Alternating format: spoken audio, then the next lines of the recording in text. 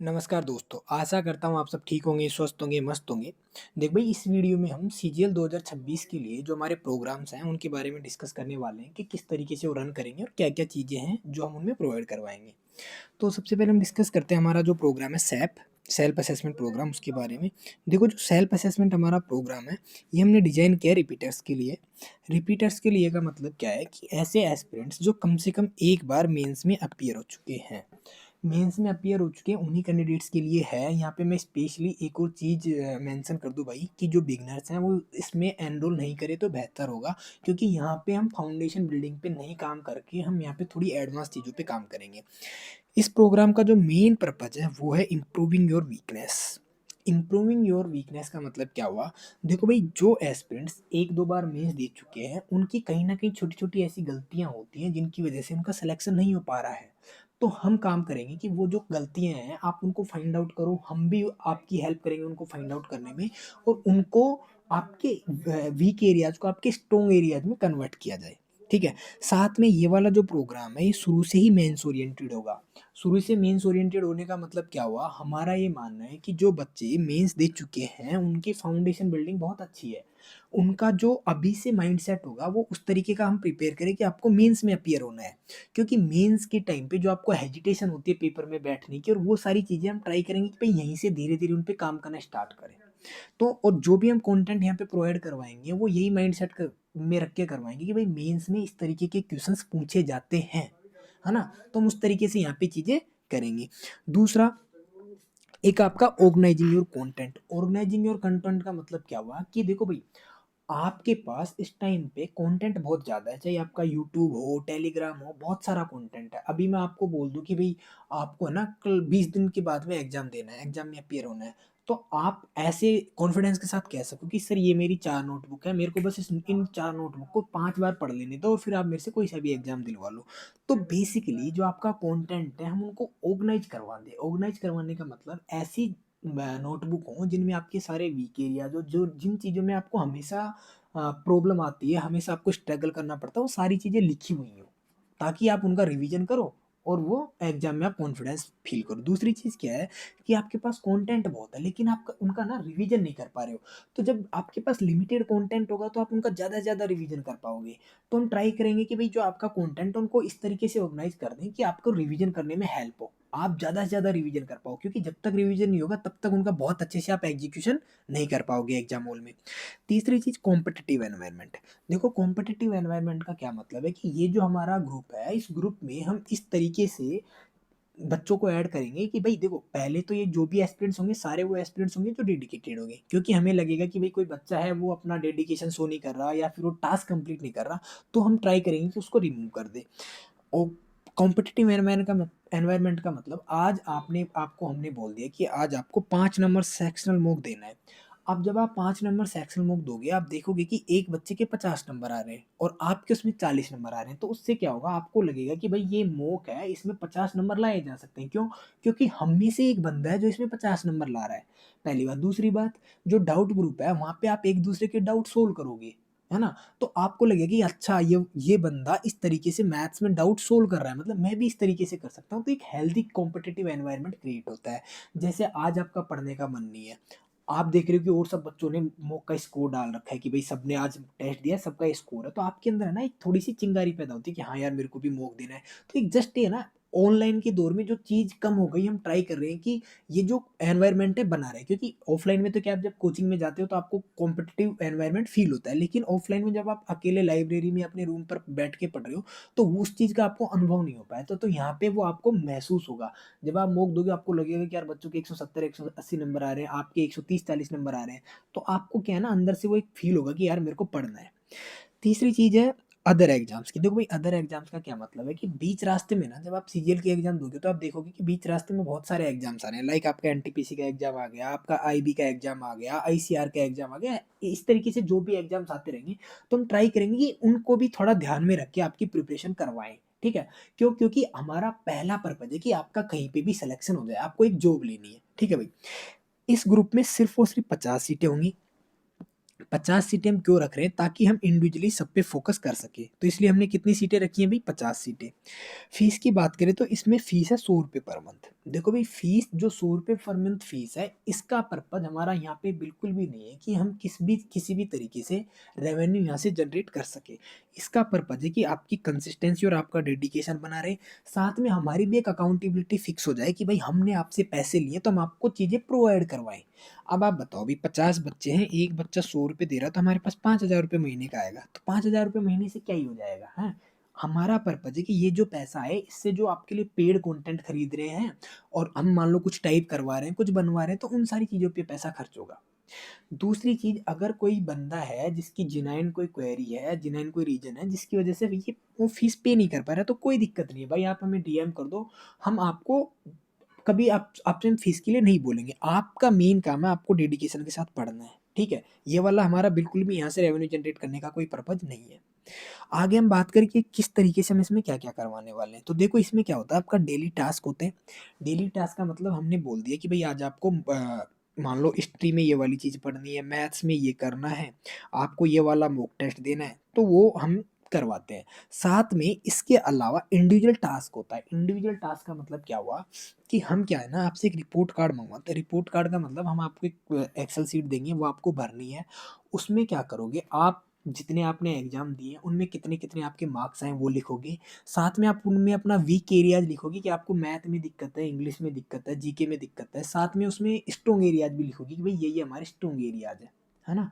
तो वो सारी चीज़ें देख के आपसे इंडिविजुअली हम बात करके हम बताएँगे कि भई आपको क्या करने की ज़रूरत है? जैसे एक बच्चा है, उसकी मान लो मैथ्स अच्छी है, तो हम बोलेंगे भई आप मैथ्स 2 ही घंटे पढ़ो, अगर आपकी इंग्लिश वीक है तो आप इंग्लिश को 4 घंटे दो। वहीं मान लो कोई बच्चा है जिसकी इंग्लिश अच्छी है, तो हम बोलेंगे भई इंग्लिश में आप 2 ही घंटे दो, मैथ्स में आप 4 घंटे दो। तो इस तरीके से इंडिविजुअली फ्लेक्सिबल चीज़ें हैं, जो हम करेंगे। लेकिन जो डेली कुछ टास्क होंगे जो डेली फिक्स है, डेली फिक्स का मतलब आपको आज मॉक टेस्ट देना है तो देना है भई, वो सबके लिए कॉमन है। तो इस तरीके से चीज़ें काम करती हैं। दूसरा डाउट सेशन। भई आपका एक डाउट ग्रुप बना दिया जाएगा, तो उस डाउट ग्रुप में आप डिस्कस करोगे अपने डाउट। अगर एक टेलीग्राम लाइव होगा, टेलीग्राम लाइव में क्या है कि जैसे मान लो आपने मॉक टेस्ट दिया, उस मॉक टेस्ट में हमें लगता है कि भई 3-4 मॉक टेस्ट में से बहुत सारे क्वेश्चन्स आ गए, उन क्वेश्चन्स को हमें सोल्व करवाने की ज़रूरत है। तो हम टेलीग्राम लाइव सेशन में उनको सोल्व करवा देंगे, जिनमें हम बताएँगे कि भई इसकी बेस्ट अप्रोच क्या होनी चाहिए एग्ज़ाम हॉल में, हमें इसको स्किप करना चाहिए या करना चाहिए, तो वो सारी चीज़ें हम डिस्कस करते हैं। अगला है आपका अप्रेज़ल ऑफ योर परफॉर्मेंस। देखो अप्रेज़ल ऑफ योर परफॉर्मेंस में क्या होता है 2 चीज़ें होती हैं। एक तो आपको डेली आपका जो मॉक स्कोर है वो एक ग्रुप में आपको अपलोड करना होता है। साथ में वीकली आपका परफॉर्मेंस एनालिसिस होता है। वीकली परफॉर्मेंस एनालिसिस में क्या होता है, आपको एक गूगल शीट दी जाएगी, वो गूगल शीट में आपको भरना है कि इस वीक में आपने क्या-क्या किया। कितने मॉक टेस्ट दिए, आपने जीके में क्या पढ़ा, इंग्लिश में क्या पढ़ा। साथ में हम हमारा भी रिव्यू लेते हैं कि आपको और क्या चीज़ें लगती हैं हम इस ग्रुप में जो इम्प्रूव करने की ज़रूरत है या ऐड ऑन करने की ज़रूरत है। और इस वीकली परफॉर्मेंस एनालिसिस की बेसिस पे हम आपको इंडिविजुअली कॉल करते हैं कि मान लो आपकी परफॉर्मेंस डिप है, तो हम आपसे फ़ोन करके पूछते हैं कि क्या दिक्कत है आपको?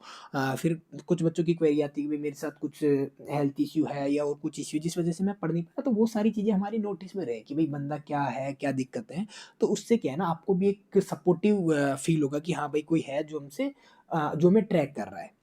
अगली चीज़ है वन टू वन कम्युनिकेशन अब आपका हो ही गया कि हम एक-एक से बात करते हैं कि भई आपको क्या दिक्कत है? अगर आपको और भी कुछ दिक्कत है तो वो भी आप हमारे साथ शेयर कर सकते हो। बेसिकली हम यहाँ पे एकदम फ्रेंडली एनवायरनमेंट बना के रखते हैं, एक फैमिली जैसा, ताकि आप अपनी सारी चीज़ें यहाँ पे शेयर कर सको। दूसरा है अपडेटेड एंड बेस्ट कंटेंट। देखो अपडेटेड एंड बेस्ट कंटेंट का मतलब क्या हुआ कि जो भी आपकी एग्ज़ाम्स हुई, जैसे अभी एडुकेटी आ गई, तो हमने क्या किया एडुकेटी के बेस पे सारे जितने भी एडुकेटी ने पेपर लिए उन सबका रिसर्च की, एनालिसिस की और फिर हमने देखा कि इसका कहाँ पे ज़्यादा फ़ोकस है। जैसे इस बार हम देखें कि स्टेट सेंटर पे क्वेश्चन पूछे, स्टेट सेंटर रिलेशन पे पॉलिटी में। अगर हम बात करें कि पैरा ओलंपिक से क्वेश्चन पूछे हैं, नए बीएनएस लॉ से हर एग्ज़ाम में क्वेश्चन पूछ रहा है। तो भई हमारा पर्पज़ है कि सॉरी हमारा काम है कि उन सब चीज़ों को एनालिसिस करके आपको उसके अकॉर्डिंग चीज़ें प्रोवाइड करवाएँ और जो इस बार हमने करवाई भी है और उनमें से क्वेश्चंस भी आए हैं। तीसरी बात है नोटबुक। देखो भई ये जो नोटबुक वाला सेक्शन है बहुत इम्पोर्टेंट सेक्शन है। ये नोटबुक का मतलब क्या हुआ, यहाँ पे हम क्या करते हैं, यहाँ पे आपको 4 नोटबुक बनानी है। एक बनानी है मैथ्स की, एक बनानी है इंग्लिश की और इसी तरीके से जीके, रीजनिंग। ये सारी आपको नोटबुक बनानी है। मैथ्स की नोटबुक का मतलब क्या हुआ? मैथ्स में आपको जिस भी क्वेश्चन में दिक्कत आती है और आपको लगता है कि बार-बार ये क्वेश्चन मैं भूल जाता हूँ या मेरे को इसमें प्रॉब्लम आती है, तो वो आप इसमें सारे नोट डाउन करोगे। कुछ भी फ़ॉर्मूला हुआ, कोई भी शॉर्ट ट्रिक हुई, हैं? फ़ॉर्मूला हुआ, शॉर्ट ट्रिक हुई, मान लो कोई क्यूब हुआ या कोई आपका सीधा कोई रिज़ल्ट है, जो आपने खुद ने भी निकाला हो या आपको कहीं से भी मिला हो, जो आपको लगता है कि यार ये क्वेश्चन बहुत पूछा जाता है और इसका ये डायरेक्ट रिजल्ट है, तो वो आप सारी चीज़ें इसमें लिखो, नोट डाउन करो, ताकि जब आपकी एग्ज़ाम हो, तो आप उस एग्ज़ाम से पहले इसको देख लो और आपका सारी चीज़ इसमें कवर हो जाए जो आपने पढ़ रखी है, ठीक है? साथ में हम क्या होते हैं, ये जो बुक्स होती हैं इनका रिवीजन भी आपको डेली टाइम टू टाइम करना होता है, क्योंकि रिवीजन से ही चीज़ें होती हैं। मेन फोकस कंटेंट कंजम्पशन से नहीं है, उसके रिटेंशन से, कि आप कितनी चीज़ें हैं जो रिटेन कर पा रहे हो। साथ में उनका जो एग्जीक्यूशन है वो कितना अच्छा है, कि क्या आप सही में वो चीज़ें जो आपने पढ़ी हैं वो एग्जीक्यूट कर पा रहे हो, नहीं कर पा रहे हो। एग्जीक्यूट कब कर पाओगे भाई? जब आपने रिवीजन कर रखा होगा चीज़ों का अच्छी तरीके से, तभी आप उनको एग्जीक्यूट कर पाओगे ना। इंग्लिश में मैं बात करूँ तो इंग्लिश में उसी तरीके से डेली भई आपको वर्ड्स तो कुछ लिखने ही लिखने होंगे। जो नए वर्ड्स हैं वो आपको लिखने होंगे। इनको लिखने के साथ-साथ इनका रिवीजन करना होगा। हम बताएँगे कि भई जैसे मान लो आज आपने 10 वर्ड लिखे, तो इनको अगले 10 दिन तक डेली रिवाइज़ करना होगा आपको, है ना? तो इससे क्या होता है, ये चीज़ अगर 10 वर्ड आप आज आपने पढ़ लिए, लिख लिए, तो इनका कोई मतलब नहीं निकलेगा अगर आपने इनका रिवीजन नहीं किया तो। तो हम ट्राई करेंगे कि ये आपको अच्छे से याद हो जाएँ। इसी तरीके से जीके और रीजनिंग में आपको चीज़ें नोट डाउन करनी है। इनके अलावा जो एक आपकी नोटबुक होगी वो होगी मिस्टेक नोटबुक। मिस्टेक नोटबुक का मतलब क्या होगा? मिस्टेक नोटबुक का मतलब हुआ कि जो भी आप गलतियाँ कर रहे हो, जो भी आप टेस्ट दे रहे हो, उनमें आपको लग रहा है कि भई आप ये गलतियाँ कर रहे हो। जैसे आज मान लो आपने कोई कैलकुलेशन में मिस्टेक कर दी है। आपने आज ऑप्शन को गलत पढ़ लिया, क्वेश्चन को गलत पढ़ लिया, जो भी छोटी-छोटी मिस्टेक्स हैं, छोटी से लेके बड़ी जितनी भी मिस्टेक्स हैं, या मान लो आप एक क्वेश्चन में स्टक हो गए, आपने स्किप नहीं की क्वेश्चन, हैं? तो इस तरीके की सारी चीज़ें आपको इस मिस्टेक नोटबुक में लिखनी है। जब कल आप नया मॉक देने जाओगे तो ये सारी चीज़ें आप अपने सामने रखोगे नोटबुक को खोल के, और ये गलतियाँ ट्राई करोगे कि आज मैं नहीं करूँ। तो इस पे हम काम करते हैं बहुत अच्छे लेवल से। यही आपकी जो मेन रामबाण है, आपकी मिस्टेक्स इम्प्रूव करने में, आपके वीक एरियाज़ इम्प्रूव करने में, वो यही है। ठीक है भई? इसके अलावा हम बात करें अगला आरआरपी प्रोग्राम की, तो देखो भई आरआरपी प्रोग्राम में भी चीज़ें जैसे ऊपर थी वैसे ही चलेंगी। बस ये आपका बिगिनर्स के लिए है और इसका जो मेन फ़ोकस है वो फाउंडेशन बिल्डिंग पे रखा जाएगा। सीट इसमें भी 50 ही हैं और इसमें भी भई आपकी जो इनिशियल फ़ेज़ में जो बच्चों को दिक्कत आती है ना, वो सारी दिक्कतों पे इसमें काम किया जाएगा। बाकी चीज़ें वैसे ही चलनी है जैसे आपकी सैप प्रोग्राम में है। अब हम बात करें कि रिजल्ट्स की, देखो भई ये रिजल्ट्स हमें इसलिए प्रूव करने पड़ रहे हैं कि आप हमारे पास हमसे हमारे प्रोग्राम्स में एनरोल हो, हैं? उसकी क्या श्योरिटी है कि भई हम आपको अच्छे से एग्ज़ीक्यूट कर पाएँगे। तो भई जो सीजीएल 2023 का ऑल इंडिया रैंक 46 निधि अग्रवाल और ऑल इंडिया रैंक 72 सचिन, ये हमारे ग्रुप्स के बच्चे रह चुके हैं, और सीजीएल 23 में हमारे टोटल 27 सिलेक्शंस थे। बस चीज़ ये है कि हम है ना बहुत ज़्यादा चीज़ों को हाइप करके नहीं बताते हैं बस, जैसे कि भई और सारे चैनल्स या और सारे टीचर्स करते हैं, क्योंकि हमारे पास ना तो इतना फंड है, ना हमें इन सबको करने में इतना कुछ हुआ है, लेकिन हमें लगता है कि हमें करना चाहिए सारी चीज़ें ना, जिस हिसाब से चीज़ें चल रही हैं। अगर बात करें सीजीएल 24 की, तो सीजीएल 24 में ऑल इंडिया रैंक 26 और ऑल इंडिया रैंक 34 जेएसओ में, ये भी हमारे ग्रुप के सदस्य रह चुके हैं, और टोटल इसमें हमारे 22 सिलेक्शंस थे भई, ठीक है? और यहाँ पे क्या है ना, एक और चीज़ मैं आपको बता दूँ कि जब आपका फाइनल सिलेक्शन हो जाता है, आपको पोस्ट प्रेफ़रेंस की बात की जाए, तो पोस्ट प्रेफ़रेंस में जितनी भी सीजीएल की जितनी भी पोस्ट है ना, उसमें से अगर 1-2 कोई पोस्ट ऐसी हो, जैसे ओएस नहीं जुड़ी है या 1-2 पोस्ट कोई वैसी हो, तो मेरे को पता नहीं है, नहीं तो हर पोस्ट, हर डिपार्टमेंट, हर पोस्ट में अपने दोस्त या फिर मेरे स्टूडेंट्स हैं, सब कहीं न कहीं हैं। तो वो आपकी बहुत ज़्यादा हेल्प करेंगे, आपको एकदम वो रिव्यू देते हैं कि हाँ भाई इसका ग्राउंड लेवल पे ये रियलिटी है। ऐसा नहीं कि हमने इंस्टाग्राम पे वीडियो डाल दी फ़ोटो खींच के कि भाई ये मज़े आ रहे हैं, इतनी अच्छी जॉब है या इतनी ख़राब जॉब है, वैसा कुछ नहीं है। आपको एकदम वैसा जो उसका अ, जेन्युइन रिव्यू है वो मिलते हैं कि भाई आपको पोस्ट प्रेफ़रेंस में किसी भी तरीके की गलती नहीं हो। और बहुत सारे लोग हैं जो एक-एक लोग जिन्होंने 4-4 5-5 जॉब कर रखी है, जो चेंज कर रखी है 4-4 5-5 जॉब, तो उनको एक और 3-3 4-4 साल जॉब करते हुए भी हो गए, तो सारी पोस्ट्स का उनको पूरा आइडिया है, तो वो आपको मिलेगा यहाँ पे कि भई जब आप पोस्ट प्रेफ़रेंस भरोगे या आप जब जॉइन करोगे, तो वहाँ तक, मतलब जब तक आप जॉइन नहीं कर लोगे तब तक आपको जिस भी चीज़ में दिक्कत है, डॉक्यूमेंट वेरिफ़िकेशन में दिक्कत आती है आपको, किसी फिज़िकल में, मेडिकल में, सारी समस्याओं का जुगाड़ हमारे पास है। उन सब के सॉल्यूशन प्रोवाइड हम करवाते हैं, ठीक है भई। अगर हम बात करें, देखो इस बार भी सीजीएल 25 का हमारा ग्रुप था, इस ग्रुप में लगभग 65 के आसपास स्टूडेंट थे हमारे। तो ये देखो एक हमारा ग्रुप होता है डेली टास्क वाला, डेली टास्क में इस तरीके से आपके डेली टास्क अपलोड होते हैं। फिर इसके बाद में क्या होता है बंधु, इसके बाद में आपके इस तरीके से अप्रेजल ग्रुप होता है, जहाँ पे आपको डेली जो आपको टास्क दिए हुए थे उनका आपको स्कोर अपलोड करना होता है, जिस तरीके से इन्होंने कर रखा है मेंस का। एक आपका डाउट ग्रुप होता है, इस डाउट ग्रुप में आप अपने डाउट पूछोगे और वहाँ पे आपके सॉल्यूशंस मिल जाएंगे। फिर एक आपका ग्रुप होता है कंटेंट के लिए, जहाँ पे देखो सीपीयू 2000 इनकी सेक्शनल पीवाईक्यू, इंग्लिश का, करंट का, सारी चीज़ें हैं जो जो हमें लगता है कि आपके लिए इंपॉर्टेंट हो, सारी हमने डाल रखी हैं, ताकि अगर आपको कंटेंट की कहीं से ढूंढने की जरूरत नहीं पड़े, सब मिल जाएगा आपको यहाँ पे, है ना। ये हमारे कुछ रिव्यू हैं जो सीजीएल 2025 का हमारा ग्रुप था, सेप प्रोग्राम ही था बेसिकली, ये भी सेल्फ असेसमेंट प्रोग्राम। इनमें ये कुछ बच्चे हैं जिनके रिव्यूज हैं, तो ये भी आप देख सकते हो कि किस तरीके से हमने उनकी हेल्प की। और ये कुछ चीज़ें हैं जो हमने प्रिपेयर की हैं कि किस तरीके से हम क्या क्या करवाने वाले हैं। ये आपकी इंग्लिश के लिए है, ये आपका मैथ्स के लिए है, और इसी तरीके से ये जीके और भेजने के लिए है। बाकी ये हमारी रफ चीज़ें हैं, इनमें हम क्या टाइम टू टाइम मॉडिफिकेशन करते रहते हैं, जिस हिसाब से हमें लगता है कि भाई ये चेंज करने की ज़रूरत है। और एक और चीज़ देखो भाई, हमारा ये ना बिल्कुल भी ऐसा पर्पज़ नहीं होता है। मेन चीज़ है कि हम दिखावे में बहुत कम विश्वास करते हैं कि हम शो ऑफ करें चीज़ों का कि भाई ये हैं वो हैं। हमारा पहला हमारा जो मेन पर्पज़ है वो होता है कि हम आप में वैल्यू ऐड कर सकें, ठीक है।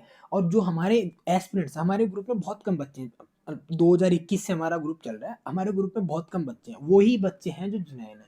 और आप देखोगे कि बहुत सारे बच्चे जो अच्छी अच्छी रैंक्स में हैं, वो उन कहीं ना कहीं हमारे कंटेंट से जुड़े हुए हैं। लेकिन बस बात वही है कि हम बहुत ज़्यादा चीज़ों का दिखावा नहीं करते और उस तरीके से शो ऑफ नहीं करते, तो लिमिटेड है ग्रुप। और हम चाहते हैं कि हम रियल वैल्यू ऐड कर सकें, ना कि आपको सिर्फ रील्स दिखा के या यूट्यूब पे वीडियोस दिखा के हम किसी तरीके की भी हाइप हमें मिल जाए। ठीक है भाई, अगर आपको और कोई भी क्वेरी हो तो आप कमेंट करके पूछ सकते हो, आप मुझे डीएम भी कर सकते हो टेलीग्राम चैनल पे। तो और ग्रुप हमारा स्टार्ट होगा भाई 26 जनवरी से हमारे टास्क स्टार्ट हो जाएंगे, तो उससे पहले भी हम एक लाइव सेशन रखेंगे टेलीग्राम पे, वहाँ पे भी हम चीज़ें डिस्कस करेंगे।